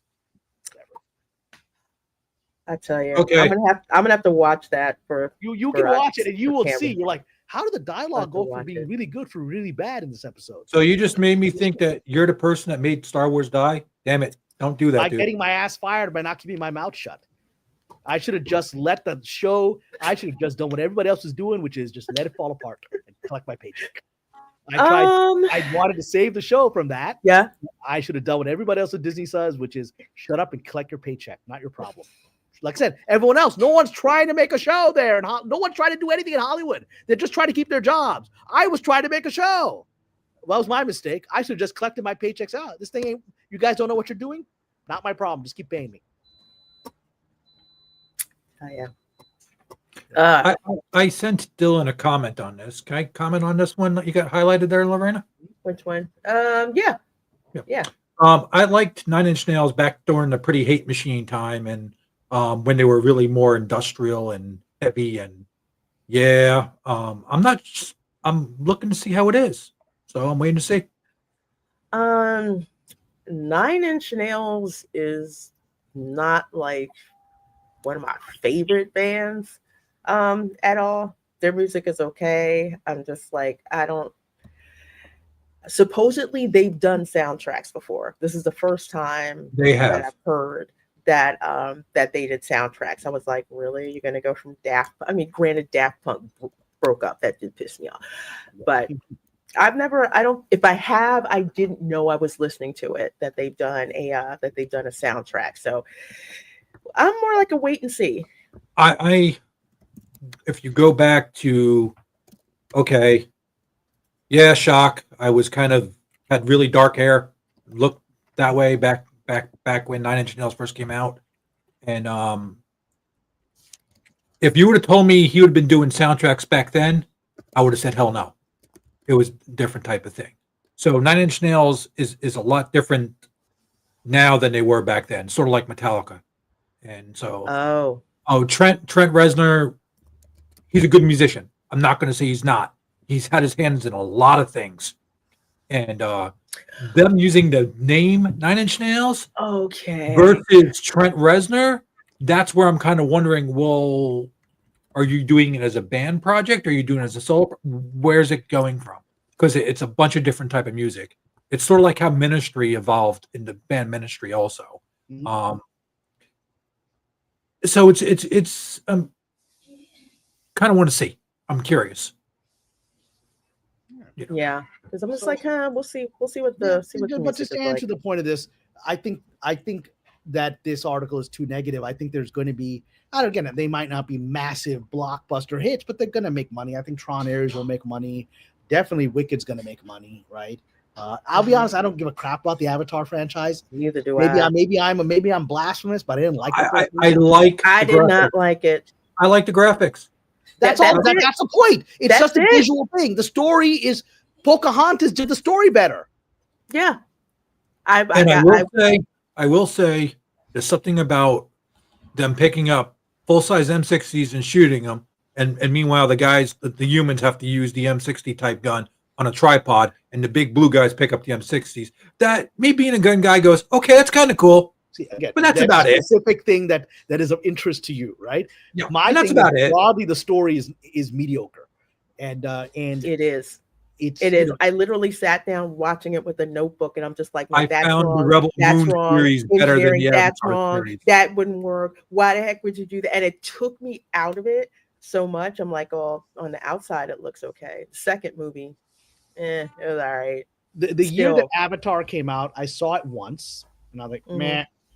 It was also the year that that Piranha 3D came out, and I saw that 6 times. Literally, I dragged friends to see Piranha 3D. I love that movie so much. It is a funny movie. I'd watch it. Is it bad that I would rather watch the Rebel Moon series, the Rebel Moon series done, or over watching the Avatar series? No, I mean, I would think that's a smart move. I mean, I think James Cameron has made some of the greatest movies of all time, but I think he just doesn't understand that nobody cares as much as he does about this technology, this visual technology. If you have a good script, we'll care. We'll think, cool, that's a nice added thing. We didn't watch Lord of the Rings for the cool visuals. We watched it because it was an incredible script with good actors. Oh, Mr. Milquetoast, don't feel bad, because the only reason I saw it is so I could clown it. And that's exactly what I did. It's called Dances with Smurfs, and it will always be Dances with Smurfs for me. It's Dances with the steroid Smurfs. Because the regular Smurfs are a lot smaller. That's about it. Yeah, I like Dances with Smurfs better. The dichotomy of it cracks me up. But yeah, Kamran, I think you're right. It's with this article, not only is it really negative, but it seems to just focus on blockbusters, because there's a movie that's not mentioned here, which, if they execute it right, and I believe that they will, is going to make a crap ton of money. Well, you see, that's it. But you see, the article has got a thesis, and it won't let go of the thesis because it's not understanding what is coming, right? It's basically a doom and gloom article, right? That's the point of this. And that is a mistake, because what I've always tried to do, both on my Patreon and on appearances like on your channel, on YouTube, is to try to sell people where things are going. People don't believe me where things are going, but I have a pretty good track record of seeing where things are going. And when I said, yeah, Gina Carano's going to settle, everyone's like, no, she's never going to settle. She's fighting a crusade for us. She's going to unveil all the kitty diddlers in Disney. She's not going to stop. I was like, dude, she's going to take her job back, man. And like, no, it took me 18 months. And then like, everyone's like, how could she settle? I mean, I can see the future because I've been in this stupid town for 24 years. And it's just a repetitive pattern. This town makes dumb mistakes, learns from them, makes money, then makes dumb mistakes again. That's the pattern. But it will learn again. Shouldn't it be this industry makes dumb mistakes, not just the town? Yeah, but the industry is the town. Yeah, especially they're synonymous. LA. Well, you got to put Georgia into it now. Now you got to put the UK into it now. I mean, that's all the town. That's all the town. Yeah, there's just. When I'm using the word town, it is this behemoth that all that all thinks the same. Just because Georgia, is making money better, they're still part of the same conglomerate. Hey, I still say Fort Lee, New Jersey had part of this problem too. In what way? What happened in Fort Lee, New Jersey? I'm not familiar with this. Fort Lee, New Jersey was before Hollywood. That's where Hollywood started. You're talking about back in the we're talking about back in the Nickelodeons? Oh, yeah. Okay. No, before the way. I mean, what before the Nickelodeons? Nickelodeons were the beginning. You had the silent films, and prior to that, that's about it. Yeah. So Nickelodeons were essentially Edison's machine that you could go and look down at this thing. It was like what was those wonderful cameras we had that we look at? The UMass. The one we would look at through the viewfinder cameras. Click. What the heck? Damn it! Why am I blanking? This is my childhood. The little red camera. That's the Viewmaster. Viewmaster, yes. Right, Viewmaster. So it's like that. Those were the Nickelodeons were Viewmasters. You would look down in this thing and like, oh my God, there's moving images, right? And then people said, can we project that moving image onto a screen? And that starts silent films, because those Viewmasters, those Nickelodeons didn't have sound. But the silent films were evolution way back in the before time. Silent films were evolution because you would have music, but people forget in the silent films, you'd have a live orchestra sitting there in front of the theater making the music because they hadn't figured out how to do sound yet. So you'd have an orchestra playing the sound of the silent film, right? Okay, you think about that for a second. You're a person playing in an orchestra back then. You're like, oh man, I got a great job. And the first day that shit came out, figure that out on sound. Damn it, we're all out of jobs. Yeah. Well, I mean, and Hollywood has, going back to Singing in the Rain, going back to The Artist, Hollywood is obsessed with that transformational moment, which is, I mean, if you watch those silent films, like I have a bunch of Greta Garbo silent films, and they're just mesmerizing. I mean, they're works of art. You understand why Garbo was a star before sound, because you're looking, the moment Greta Garbo appears in her very first movie, I think it was Tempest, right? And she must have been all of 18 years old, maybe even younger. And she appears, you can't get your eyes off the screen. Like, she has magic. Like Betty Davis said, it was like she had diamonds in the pores of her skin. She just glowed, right? And so silent films were incredible. And we lost a beautiful art form in that with the transformation. And, I did not like Babylon, although I thought some of the best moments in Babylon were those moments where Margot Robbie transitions from silent film star into talkies. And some of the funniest moments are her learning how, all the crew learning how to deal with sound. Like now they have to be positioned for the mic. They never had to worry about that, right? And now the slightest sound is being captured and it's driving the director crazy, right? And he ends up exploding because everyone's making these teeny little things that are being caught on sound and are ruining his movie, right? So it is fascinating, that moment in history. Yes, it is. It's very, it's it's just like tech or anything else. And people blink. The thing that's new to them is old hat to their grandchildren. So the nostalgic of it is what brings it back around and makes people go, oh, wait, how did you do that back then? And then the kids maybe get hooked on it. But everything is old and then new again. It's on insane. that, I'd like to bring up Milk Toast's comment because I want to respond to it. Synchronized sound. I want to respond to his comment, or her. I don't know if Milk Toast is male or female. Mr. Milk Toast, I guess male. So synchronized sound ended the piano player, which I don't think is true. I mean, there's lounges here in LA, you can go listen to live music, but it ended the kind of widespreadness of it, I guess. And okay, this is where I want to dispute. AI will end the actor. There's always a bigger fish. So Mr. Milk Toast, I'm going to strongly dispute that. I think AI is going to get more and more advanced. I think there will always be a little bit of an uncanny, what is that, uncanny valley effect to it, where you're going to recognize something's off subconsciously. But I'm going to give you the most practical reason why the actor is never going to go away. People came to this town, the producers came to this town to have sex with actresses. They cannot have sex with AI. So the actors are never going away. Yes. Never going away. Yeah. Runs on sex. It's run on sex since since the silent films. It's run on that. And these people are coming here to make money and get laid. And so actors are never going to leave. It is not in anyone's interest. I'm just being the horrible, honest truth of the dark side of this town. This town is motivated by money and sex. So you need real people for that, at least for part of it. Very, very true. Would you disagree with that right now? I think I would not disagree at all because I cannot tell you how many times when I was in LA, walking around, some producer, even if he was old enough to be my great grandfather, want to try to talk to me, to spend time with me. He's got his card. He's got his role for you. The best ones are the like James Jacobich, producer. No company. Nothing, just a card that says producer, because that's supposed to work. Yeah.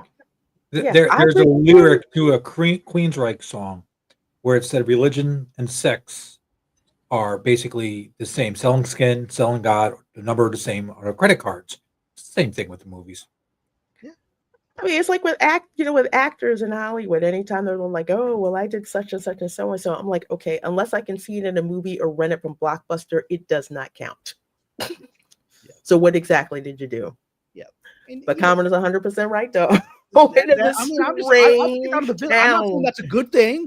Anyone who wants to clip that and try to use that against me, I'm not saying, so clip this part. I'm not saying that's a good thing that this town runs on sex. I'm not saying that. I'm the reality. This town always has. Right? And you can dispute it. You can fight it. The very first sexual harassment lawsuit filed in this town that I'm aware of historically was in 1920. In the silent film era, by a silent film star who was blacklisted for not sleeping with one of the studio heads.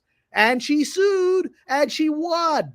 This is 1920. This town, and people are like, What are you doing? You're going to mess it up. This is 1920. You're like, hey, man, you don't want to mess up the system. The reason Babylon, which is, in my opinion, not a great movie, but the reason the movie Babylon begins, the first 20 minutes is a repulsive orgy because that's what this town is built on. This isn't a silent film era. The first 20 minutes of Babylon is a not sexy, but kind of repugnant orgy in a producer's house, right? Because that's what the town was built on. Yep. I'm not saying it's right. I'm saying it is what it is. You're in the middle of a war. It's like seeing people dying. It's not right. You're just observing what is happening here. Exactly. Isn't the other saying something isn't as evil as somebody else's evil? Yeah, well. I haven't heard that one before. But anyway, before I close, there's a movie that they're not talking about in here, and that is Five Nights at Freddy's 2. Yeah, that's going to be a success too, because the first one was a success. Because the first one, I can't remember the last time. I barely got a ticket, and this was like, I think 2 or 3 weeks before the movie opened. And again, you want to talk about Black people in urban areas talking back at the screen. A theater full of Gen Zers and Gen Alphas seeing their YouTube and TikTok, idols on screen in a movie based on lore they read books on and all this other stuff. It is insane. They don't even mention that. I don't know how well the Black Phone 2 is going to do, because I'm just like, how can you? I think it'll do fine, but that's an example of a genre film. That's a horror movie. It's a ghost movie. Now, I guess the first one was a ghost movie too, serial killer with ghosts, right? Right? And I guess maybe that was the beginning of the trend of trying unusual combinations in genre, right? There was a serial killer, and then there's ghosts who are trying to warn the kid about the serial killer. And now from the trailer, it looks like the serial killer is now a ghost haunting. It's more like Freddy Krueger kind of thing. Yeah, it's going to be serious. Again, it's one of those genre films that's going to make money. It's going to make money because it's a small budget, which was something Blumhouse is famous for doing. I'm just like, story-wise, can it? It's like, how does it measure up to the original? I'm always thinking about this. I mean, there's other movies where the second movie was better than the first movie. I feel like that about The Conjuring too. I thought that was better than the first Conjuring movie. But you got that coming out. You've got, what else is coming out?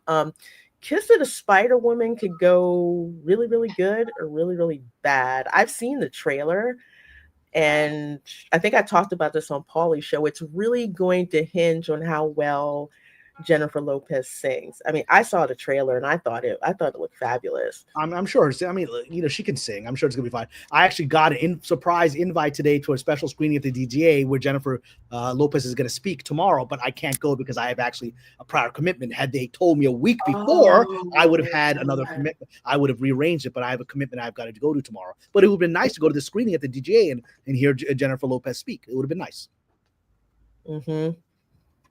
So yeah, there's just, there are these films that are coming out that I would say isn't your standard Hollywood blockbuster, but we're not really going because it's a blockbuster. We're going because the story is compelling to us and we want to, and we want to check it out. So yeah, I'd have to. Which is a blessing. How long have we waited, Lorena, to say the stories and movies are good? People have been saying Hollywood is dead for 7 years now. Ain't dead from the quality of the storytelling I'm seeing this year. Nope. I'm not talking about the tentpoles. I'm talking about these smaller movies that are every single one of them, from Companion to like Cloud of the Cornfield to these final. The most recent Final Destination was almost. Oh, you know what? Tillin brought that up too about Final Destination Bloodlines. I didn't see it in the movie, but I saw it on streaming, and that had to be possibly the best opening death premonition scene of any of the. It went on for like 15 minutes. Yeah. Yes. I mean, absolute tension, but yeah, but you're right. Final Destination, definitely. And again, they're like, we have no money, but let's have fun. We have no money, we're just gonna have some fun, right? Companion, we got no money, we got a little bit of money to make an AI. I saw Companion Android, right? But it's just 4 people in a cabin. That's all it is. right? And they're like, and I thought it was a very sophisticated film with some deep questions, sort of like Ex Machina, right? So I mean, so how many years have we been grumbling about Hollywood? There's great movies this year, great movies. But can any of those movies that are great, hypothetically speaking, let's say they're great, they do it twice in a row, 3 times. Can they knock some of these bigger things down a notch so they have to reevaluate to the point where, oh shit, they're going to eat our lunch. We need to fix this. But they are knocking themselves down, which is the point of that article, is that all those big movies that were expected to do better than and did not, right? They are again, Bill Hader doesn't want to. I should have rephrased this. What I meant is time frame wise. When are they going to see, okay, these people release 3 great movies like this. By the time they catch up, can they do it around before they actually go down where they got to claw back up again? In other words, can it knock the giant? Everything this town is clawing back up. This whole town is the phoenix. It destroys itself, rebuilds. It's nothing new. That's the entire history of this town. It burns itself to the ground and it rebuilds. It's what's going to happen. Because movies aren't going away anywhere. They're not. They're part of the human condition. And can it make Disney Plus go to hell away and never come back? Just watch or at least watch the good part of Tron Uprising on Disney Plus. Watch the first half. And the Imagineering story. Yeah. That is. Sorry, I had to smack it. I'm sorry. That is actually for real. Okay. How would the MR? Yeah. But that is the genius about Bloodlines and what Kamran and Tom and I've been talking with regards to story. With Final Destination, it's a horror movie, but we care about the people. Why is it this person is having these premonitions? Are they going to be able to save their friends? And I'm so crazy. I'm just like, maybe this is finally the one where they be, oh yeah, I guess not. Death doesn't like to be messed with. But the story for the most part is pretty interesting because of the people, and the death scenes, we look forward to those too, and the tension that comes out. But yeah, there's lots of these little movies coming. I say little, I mean budget-wise, but storytelling-wise, they're big. And I'm so delighted because, it was what I predicted. I predicted several years ago when, again, it was unpopular to say it, that the 2020s is going to be the resurrection of storytelling, is going to be some of the greatest movies since like the 70s. We're going to see them. Because what was the 70s were movies we'd never seen before. Experimental movies. New filmmakers that are trying things we've never tried before. That's all we're seeing this year. That's the 2020s. This is the renaissance of storytelling. It's beautiful. Yeah, remember, there's a horror movie coming out about a dog. And you're all going to watch it. I'm so going to watch it. I cannot wait to watch it. Oh, my gosh. Well, folks, as always, the show is so much fun to do. I love doing it, and I love especially having Kamran on the show as well. He's gracious enough to pop on here once a month so you guys can get the straight dope about the things that Hollywood does. What do you have coming up, my dear? And where can folks find you? You talking to me? Yes, I'm talking to you, my dear. I mean, I've got a bunch of stuff. Hopefully, I can talk about career-wise, God willing. Please do. That would be nice, but we're not there yet to talk about it. But just if you want to keep hearing my often prescient commentary, come to my Patreon. We have some of my Patreon members here who I think can affirm that it has value, and especially if you're an aspiring filmmaker, aspiring screenwriter, aspiring novelist, you can get discounted consulting sessions with me, which I think people find of great value. So, I've had probably well over 30 consulting sessions with different clients that were Patreon members, and many of them went on then to win film festivals. One of them got their book published and then ended up getting a literary agent. So, I give real advice because I do this professionally. This isn't a joke. I mean, I tell you how to picture things. So it's a great chance to come interact with me directly. And I think it's worth it for the $5 a month. I mean, I think most people will be like, what I'm offering is a little bit, startling for that amount. So, yeah. Okay. Well, folks, definitely do check out Kamran's Patreon. Tom, what you got going on and where can people find you? Find me on my YouTube channel, and then your channel, and Ron's channel, and Pro's channel, Wrenching, Talking, being a pain in everybody's butts, playing my guitar. I'm going to be doing more of that. I hope to do something with Strings and Pucks real soon. Jeremy's channel, Stuttering Guitarist. Okay. And mess around and do some things with that. But yeah, I'm just like a bad rash. I'm everywhere now. Scorpios are like that. It's a water sign. I love having Tom on here. He's a fellow Scorpio, and he's also a fellow Slytherin as well. Yep, I don't have it. Dang it! I'm just in this with the rum and coke tonight. I forgot the word again. Let's see. As for your girl, think about it. What day is it? Okay, no Dark Council on Friday. It's our off week. I will see you on Saturday morning at 12 p.m. Eastern. I guess it's afternoon for Resort Recon Live. That's the weekly theme park show and studio. Talk about what's going on in theme parks. At 8 p.m. Eastern on Saturday, we are having a watch party for one of my favorite films, Hollywood Shuffle, starring Robert Townsend, a very, very young Keenan Ivory Wayans. He actually helped write that particular screenplay. It's such an interesting commentary on Hollywood and Black actors in Hollywood, and even more interesting watching it with regards to what's happened over the past 5 to 10 years. So, and it will make you laugh, really, really laugh. Remember laughing at Living Color? Heck yeah! This is exactly what you're gonna laugh at. So definitely do. We need another Living Color type of 5. So yeah.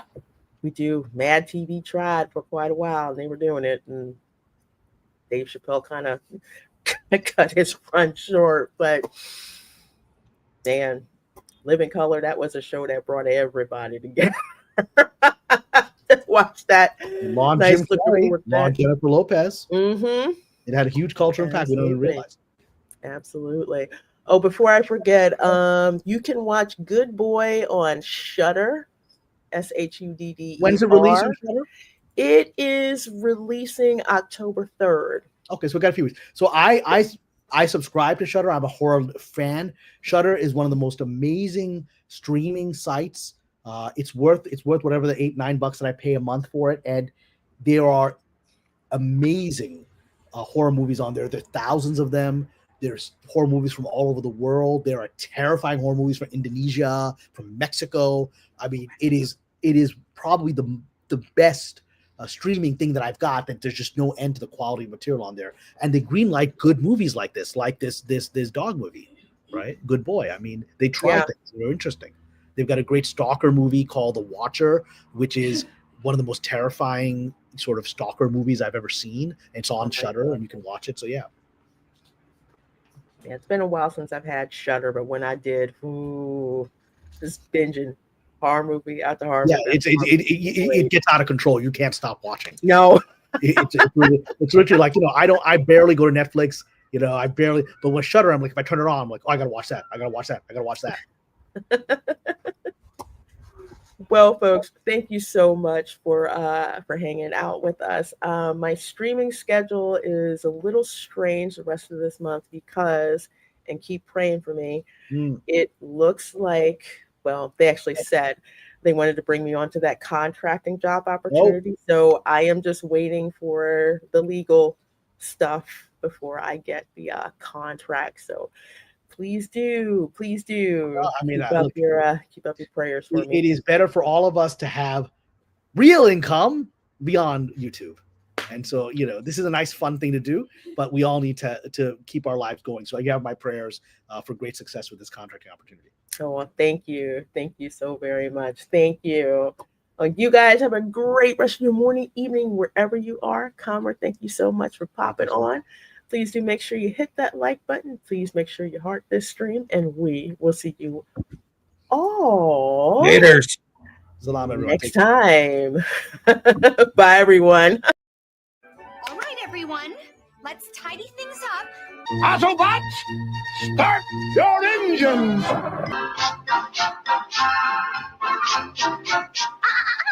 Not under the rug. We'll keep singing without fail, otherwise we'd spoil it. Ready, Prime. Let's roll. Hosing down the garbage pail and scrub